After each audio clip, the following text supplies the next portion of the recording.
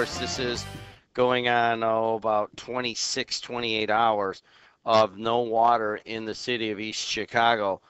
And we have been addressing that all day long. The city of East Chicago, of course, is in a state of emergency due to the large water main break at Columbus Drive and Alder Street, and that occurred early yesterday. You heard it yesterday up and down WJOB as we kept you guys informed. We put it on the website, put it on our Twitters and Facebooks and all that. And if you're listening now, you already know that EC doesn't have any water going on and that it's a pretty dire situation. What we need to start thinking about right now is what we're going to do going forward.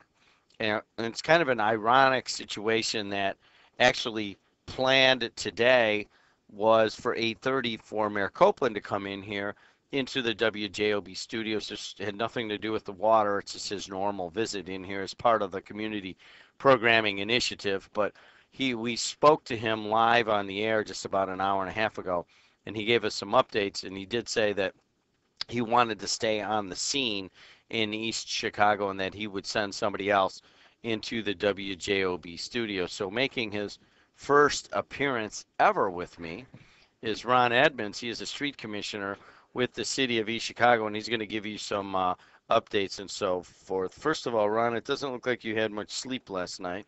No, we were up early, late at least. I guess I went home maybe about 1:32 in the morning. And well, let's just start. How do you find out you have a water leak?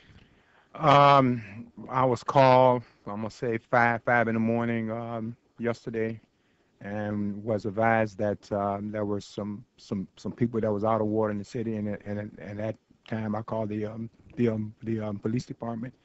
And they told me that we had a large water main break at Columbus and Alder. At Columbus and Alder, and if you guys don't know where that is, most of the folks here will know that. It's basically right by the police station in the harbor along Columbus Drive. As far as our best understanding now is that even though you guys are working over there feverishly right now as we speak, that road is still open, one lane in each direction, something like that, correct? Yes, yes. And it's probably be better to stay away from that area if you can, though, right? I would say so. Yes, either go down Guthrie Street or around to East Chicago Avenue. Yeah, you can go either one, either north or south. There's Right. plenty of other options, especially if you know the city of East Chicago and the harbor, Sunnyside, all that stuff. So let's right now we spoke to Mayor Copeland at right around 6:30 this morning. And he said hopefully around 9 o'clock they were going to have that capped off. Is that about right, I guess, still? Or? Yes, we're hoping probably mid-morning, maybe 9, 10 o'clock, that we should have some pressure up. Getting some pressure up. So, in other words, it's very close to being capped off, or it already is capped off at this point? No, it's very close to very close to being capped off. Yes. And so what kind of I mean, it's aging infrastructure, just the cap blew off the end, basically? Yes, basically that's what happened. The infrastructure is like 75, 80 years old, and the cap just blew off, and the shutoff valve would not work. So that was the major problem.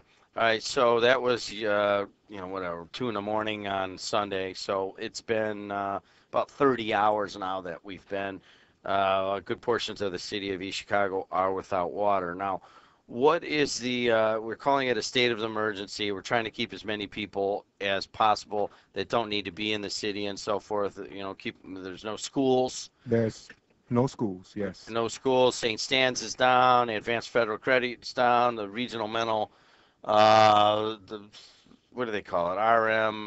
RMHC, right? Our regional mental health center is down.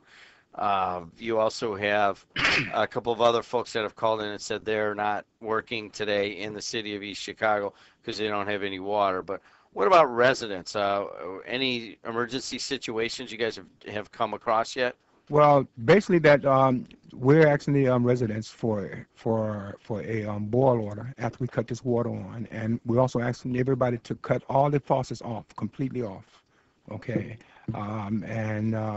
When you do cut your faucet on, just cut it on lightly, a little bit at a time, because of some blowback that might be in there. And We had a guy in and called it. I asked him, "Oh, what about your faucets?" "Oh, they're on now. I'm waiting for the water to come on."